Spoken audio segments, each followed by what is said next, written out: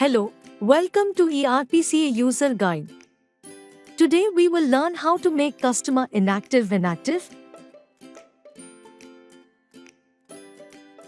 Inside Customer Profile, click on Edit button.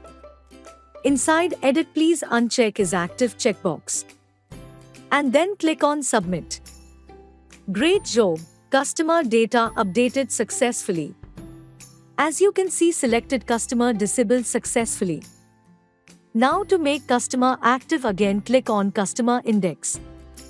Click on Inactive Customer. Please check the checkbox and then click on Bulk Action dropdown and select Mark as Active. Allow confirmation. Cool, selected customer has been activated.